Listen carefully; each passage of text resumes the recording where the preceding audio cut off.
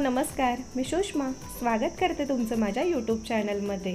तर आजच्या व्हिडिओमध्ये मी कोकणात आले आणि खेकडी मासे खाणार नाही असं कधी होईल का?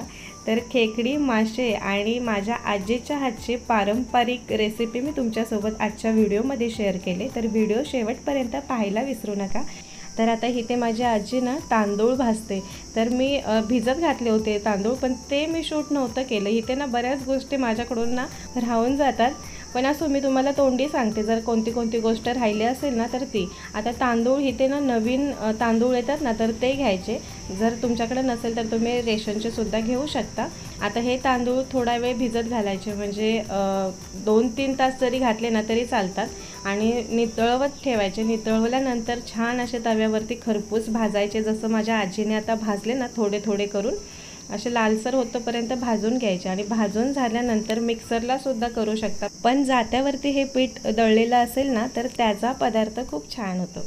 तर इथे माझी मम्मी आणि माझी आजी हे तांदूळ जात्यावरती दळतायत आणि खूप वेळ लागतो जात्यावरती दळायला, पण बोलतात ना की पूर्वीचे जे पदार्थ आहे तर ते खूप छान लागतात, रुचकर लागतात। का रुचकर लागतात सांगू का? कारण का ह्याच्या मागे खूप मेहनत असते, त्याच्यामुळे तो पदार्थ रुचकर लागतो। आता इथे ना मी कुठेतरी गेली होती आणि मम्मीने हे पीठ भिजवून घेतले। तर आता पीठ कसं भिजवायचं मी तुम्हाला सांगते। जितकं आपलं पीठ झालं आहे ना तर त्याच्या अंदाजानुसार पाणी गरम करायला ठेवायचं, जसे आपण मोदकची उकड काढतो ना त्यानुसारच थोडीशी ही रेसिपी आहे। आणि गूळ घ्यायचा, आपल्याला कितपत गोड पदार्थ पाहिजे त्यानुसार गूळ घ्यायचा, त्या पिठाच्या अंदाजे गूळ घ्यायचा, थोडंसं मीठ आणि खोबरं किसून घालायचं, पांढरे तीळ। तर पदार्थाचं नाव आहे इथे आता गोल गोल लाडू मम्मी आजी माझी बनवते, तर आम्ही इकडे त्याला बोरं बोलतो। आणि कोकणामध्ये हा पदार्थ बऱ्याच जणांना माहिती असेल, कारण का करतात, छान लागतो हा पदार्थ। जितका शिळा होईल ना तितका छान लागतो। हे बघा, हे बनवून घेतले तसे छोटे छोटे लाडू आणि तेल गरम करून घ्यायचं, त्या तेलामध्ये हे लाडू फ्राय करून घ्यायचे। तेलामध्ये ही बोरं फ्राय करायला घातली ना की खूप छान सुगंध येतो। का सांगू का? कारण का तांदूळ आपण मस्त खरपूस भाजून घेतो ना म्हणून। आणि बाहेर पण छान पाऊस पडतोय, मस्त क्लायमेट झाले कोकणामध्ये। आता वातावरण खूप छान आहे, भरपूर पाऊस, मजा येते। असे गरमागरम भजी, तेलातून काढलेले पदार्थ खायला खूप मजा येते ह्या टायमाला। बाहेर तुम्ही पाहू शकता मस्त पाऊस चालला आणि माझी रुद्रा थोडी थोडी येऊन ती बोरं खाते। तर तो दिवस माझा असा गेला। आणि आता हा दुसरा दिवस, तर दुसऱ्या दिवशी ना रुद्राच्या पप्पांनी मासे आणि खेकडी आणली होती।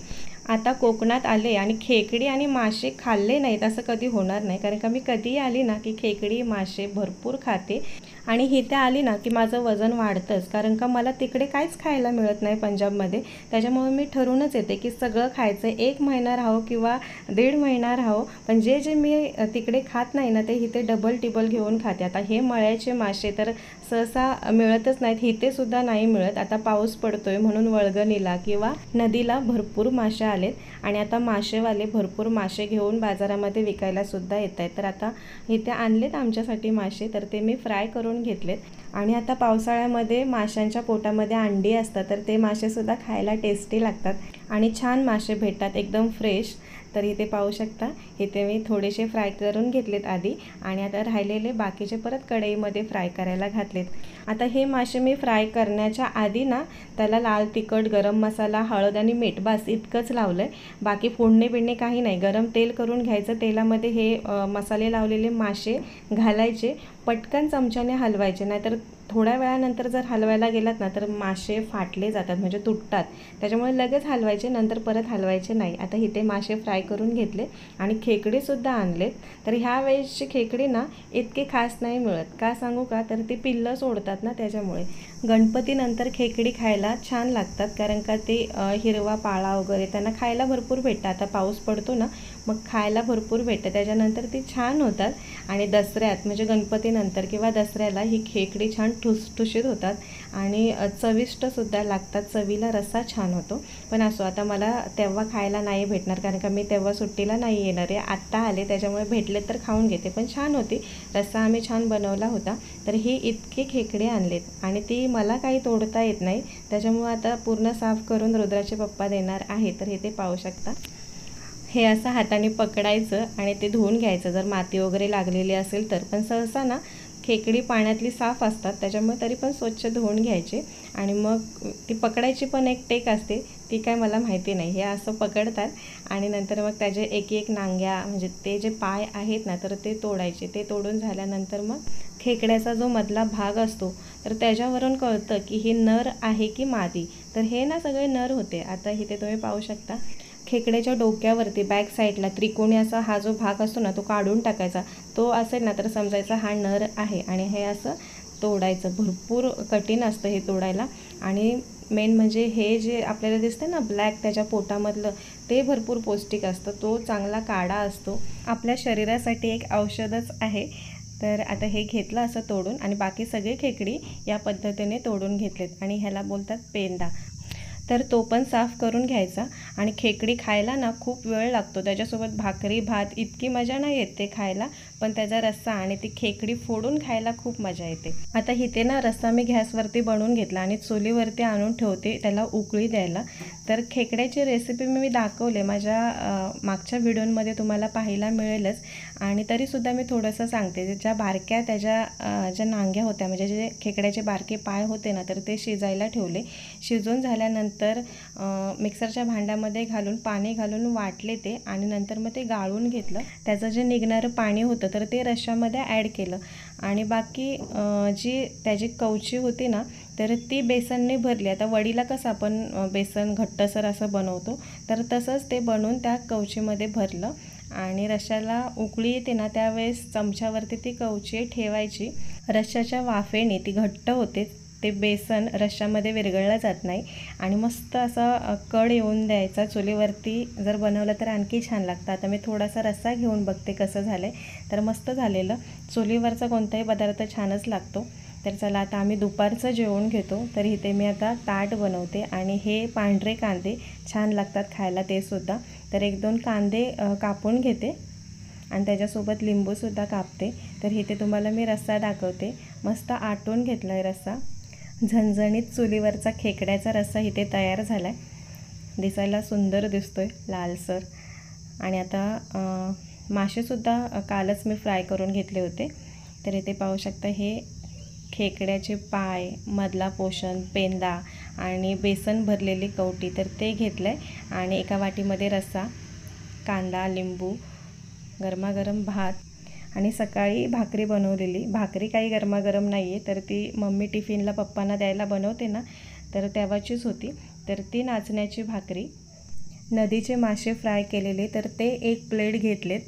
आणि आता हे खायला जवळजवळ 2 ते 2.5 तास आमचे जाणार आहेत. कारण का खेकडी म्हटली ना की खूप वेळ लागतो, मी मगाशीच म्हटले. आणि अशी ही भरगच्च जर प्लेट असेल ना तर कोणीही सुकलेला माणूससुद्धा जाडा होईल जर हे असं खायला भेटलं तर. आता मी सुद्धा भरपूर झाले जाडी, पण आता बघू तिकडे पंजाबला गेल्यानंतर वजन कमी करायचं ते तेव्हाचं तेव्हा. पण आता जे भेटतं ते खाऊन घ्यायचं. तर मासेसुद्धा एकदम मस्त चमकत आहेत, छान लागतात मासेसुद्धा नदीचे भाकरीसोबत खायला. आता इथे नाचण्याची भाकरी आहे पण तांदळाच्या भाकरीसोबत आणखी छान लागतात. तर आता तो नॉनव्हेजचा दिवस आमचा असा गेला. आणि आता हा दुसरा दिवस उजडला आहे. तर सकाळची ना आमची खूप गडबड असते मम्मीच्या घरी. का सांगू का, तर पप्पा सकाळी लवकर उठून दुकानामध्ये जातात, त्यांना नाश्ता बनवा, त्याच टायमाला पाणी येतं, पाणी भरा. पप्पा गेल्यानंतर मग लगेच टिफिन बनवायची तयारी. तर आता इथे मम्मी टिफिन बनवते. तर तोपर्यंत मी कपडे वगैरे धुवून घेते. आमचे आंघोळ्या वगैरे झालेत, गावाला आंघोळी लवकर होते. आंघोळ्या वगैरे झालेत, कपडे वगैरे धुवून घेते. मम्मी इकडे भाकरी घालते. आणि त्याच्यानंतर आळूची जी पानं असतात, आता पाऊस पडायला लागला ना की आळूची पानं बाहेर कुठेही येतात ती, तर चांगल्या जागेवरची ती आळूची पानं घ्यायची आणि त्याचं गरगट मम्मीने आज बनवलं आहे. कोकणात पावसाळा म्हटलं ना की रानभाज्या खायला भरपूर भेटतात. गरगट म्हणा, कुरडूची भाजी किंवा शेवग्याच्या पानांची भाजी मिरगात खावी, आम्ही बनवून खाल्ली. पण मी इतकं काही शूट नाही केलं. सांगते काय की जे मेन आहे ना तर तेच घेतले. बऱ्याच गोष्टी तरी माझ्याकडून मिस झालेत, पण पुन्हा कधी आल्यानंतर त्या मी घेईल. आणि आता सकाळची कपडे वगैरे धुतलेली तर ती वाळत घालते. मम्मीने टिफिन वगैरे बनवला आहे. तर आता टिफिन झाल्यानंतर मम्मी पप्पांना ते घेऊन निघाले. आता इथे तुम्ही पाहू शकता रुद्राचे पप्पा आहेत तर ते सोडून येतील आता दुकानापर्यंत. जर कधी कोणी नसले ना मग चालत जाते. ती चालत जायला जवळजवळ अर्धा तास लागतो, पण चालत जाताना कोणी ना कोणीतरी भेटतं, मग ते जाते दुकानापर्यंत. तर हे आता आमचं सध्या गावाला असं रुटीन चालू होतं. आता मी आले घरामध्ये. माझी आजी आहे म्हणून सात्विकला घेते मस्त. आणि त्याला ना आता सवय झाली माणसांची, एकटं ठेवलं की रडतो भरपूर.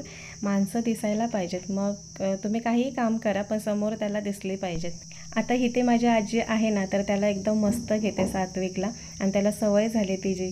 तर आता मी पंजाबला आले ना, तर तो सारखं बोलतो माझ्या जवळच बस, कारण का ते त्याला सारखे घेऊन असायचे ना म्हणून. आणि आजीबद्दल सांगायचं झालं ना, तर आजीशिवाय आम्हाला करमत नाही. आम्ही जर गावी आलो ना आणि आजी मम्मीकडे आलेली नसेल ना, तर आम्ही स्वतः जाऊन घेऊन येतो. नाहीतर मग येण्याच्या आधी मम्मीला सांगतो की आईला घेऊन ये, आईला बोलव.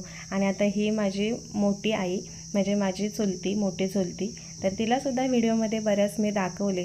जितकं मला माझ्या माणसांना घेता येईल ना तितकं व्हिडिओमध्ये मी घेते, कारण का तेवढ्या आठवणी माझ्या जवळ राहतील. तर आता ही माझी मोठी आई आणि आम्ही दुपारच्या टायमाला ना ती गुरांना पाणी द्यायला येते, तर तिच्यासोबत मी आले.